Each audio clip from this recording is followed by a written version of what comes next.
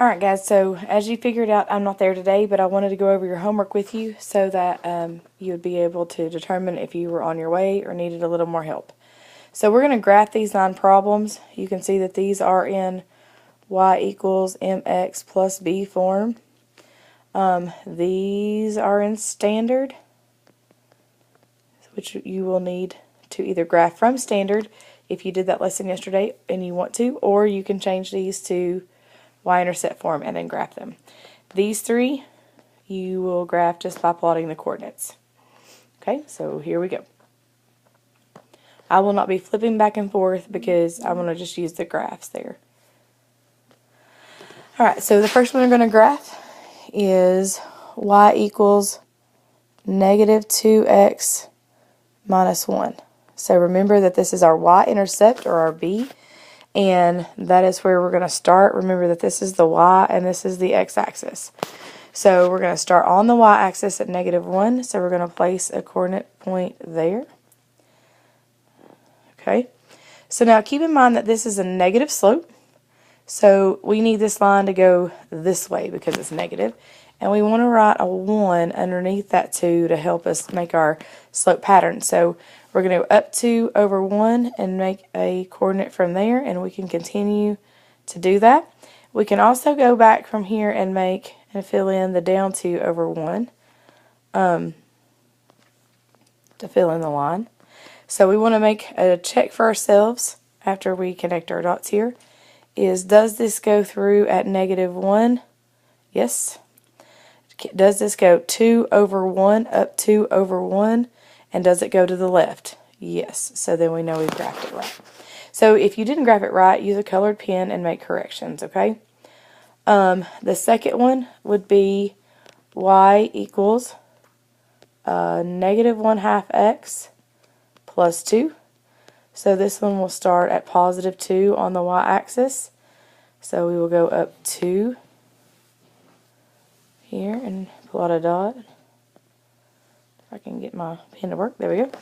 And then again, this is 1/2, so up 1 over 2, it is negative. So we are keeping in mind that we want it to go that way. So up 1 and over 2, and I missed again. So up 1 and over 2, up 1 and over 2, up 1 and over 2. And we can continue doing that. If we want to fill in, we can go back the other way. And then we want to connect our dot. I'm going to change colors here so we can kind of see through it. So if we connect that, it's going to go this way. So we want to draw our arrows at the end. And our check, does it hit at positive 2? Yes. Does the pattern go up 1 and over 2? So 1 and over 2. Yes. And does it go to the left? Yes, it does. So we know that we're right there.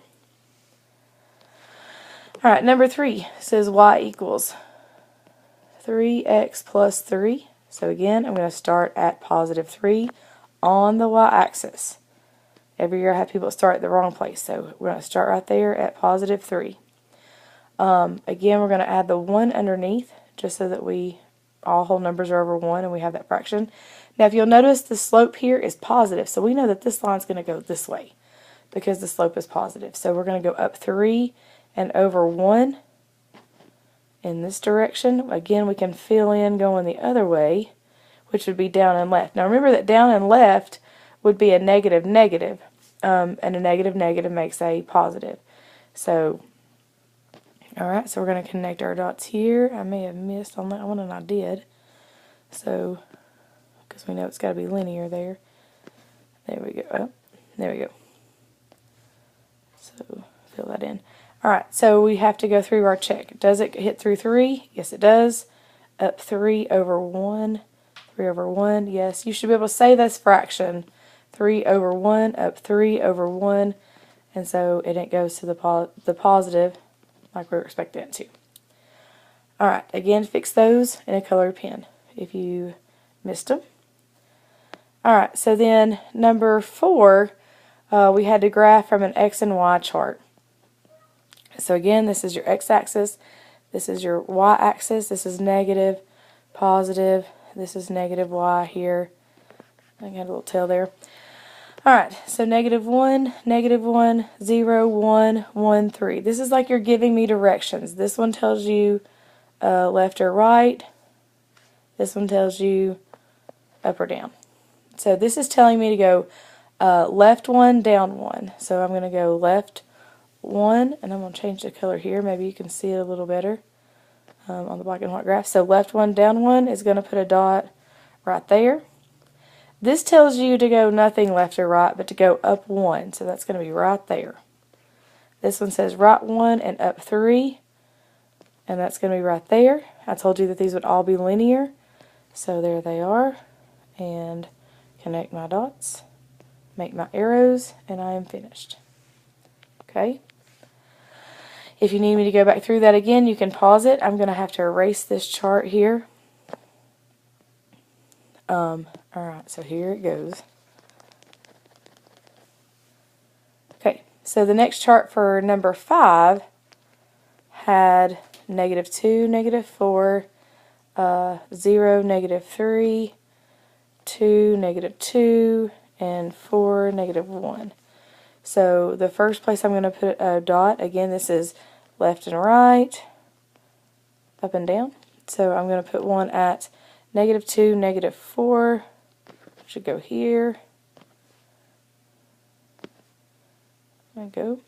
The next one will be, again, nothing left or right, down 3, over 2, down 2, right there, and 4, 1, 2, 3, 4, -1. And you can see this is a pattern too. So then I'm going to make my dots there, make my line there, and draw my arrows, and I'm finished. Okay. And so then the last one on this side would be the X and Y were -1, 3, 0, -1, 1, -5, and 2, -9. Alright, so on these, again, left and right, up and down. You don't have to draw that, but it just helps. Left 1, up 3. There it is. Nothing left or right, down 1, over 1, down 5, and then over 2, down 9. There we go. And we're going to connect our dots there and make our arrows. So again, correct those if you missed them. Alright. So then the harder ones are 7, 8, 9 because they weren't in y-intercept form. So again, if you need to pause it and rewind it, you can. I'm going to kind of move through these. So the original was 3x plus 2y equals 8. I need to move this over and it becomes negative. So 2y equals -3x plus 8. And then I have to divide everything by 2. And so this is going to be y equals -3 over 2x. And I can actually divide that and get 4.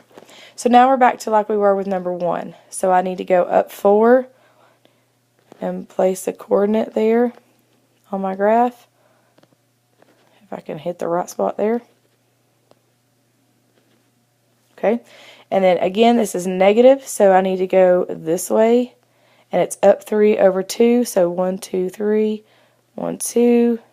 And I can fill in down 3 and over 2 to make my line there. If I could get it. Alright, and I draw my line. So does this hit at 4? Yes, right there. And then it goes up 3 over 2 to the left. And so then I have made all my checks and I'm right there. Alright. So then number 8, it says x minus 3y equals 6. Move this over. It becomes negative to cancel it on the side that it's on.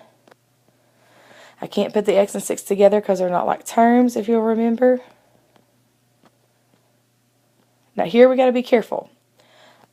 This is going to be y, but a negative over a negative is going to make that a positive 1/3 x. A positive 6 divided by -3 is -2. So now I'm going to make a dot at -2. and go up 1 over 3 this way. We know that lines that have positive slopes go this direction. Okay, so if I connect all my dots there, that line should go like that. Okay, so my check is, does it hit at -2? Yes. Does it go up 1 and over 3? Yes, for 1/3. I should be able to say that fraction. And does it go to the right? Yes. Alright, and then the last one on this page was 5x minus 2y equals 4. So again, moving this over, -2y equals -5x plus 4. Divide everything through by -2. And so we get y to equal a positive again, 5 over 2x minus 2. So again, we're going to start at -2. And we're going to go up 5 and over 2. It is positive, so we got to go this way. 1, 2, 3, 4, 5 over 2. 1, 2, 3, 4, 5 over 2. Alright, if I can make my dot there. It's not wanting to go. There we go. Alright, so then it goes this way. And we draw our arrows, and we're done there. Alright, so on to the next part quickly. So functions and non-functions. Remember that for a function, it has to pass the vertical line test. Alright. And so if I pass a line through it and it hits it twice, it is not a function. So this one is not a function. This one only hits it once, so this one would be a function. This one, remember the x squared makes a u, so it only hits it once, so that would be a function. The other way to look at it is x's can't repeat. So if I look at all these x's, they don't repeat, so this is a function. Here, my x's repeat, so this is not a function. Alright? And then the second part was linear and nonlinear. So to be linear or nonlinear, to be linear, you can only have x or y to the first power. So nothing else can be on that. So this is a square right here, so this is nonlinear. I have a y squared, nonlinear. I have x in the denominator, which is x to the -1, not +1. So this would be nonlinear. You can't have that. So that would make this one here nonlinear. This is the absolute value of x. So if we remember, the absolute value of x makes a V on the grid there. When we were to graph it, it would kind of look like this. So that would definitely be nonlinear. Here we have the square root of y, and that one is nonlinear. Here, notice you have just x and just y. There is an exponent on the 6. That doesn't matter. So that one is the only one in the bunch that is actually linear. Over here, this is not a straight line, so it is nonlinear. This is a straight line, so this is linear. Even though a vertical line is not a function, it's still linear.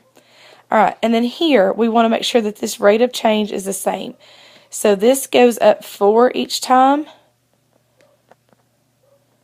This goes up 13, and then up 12. Well, that ratio has to be the same, 13 to 4. So if it's 13 to 4, the next one needs to be 13 to 4, or an equivalent ratio. It's 13 to 4 and 12 to 4, so this would also be nonlinear. Okay, so I'm available by computer if you need to email me any questions, and I will see you all Monday.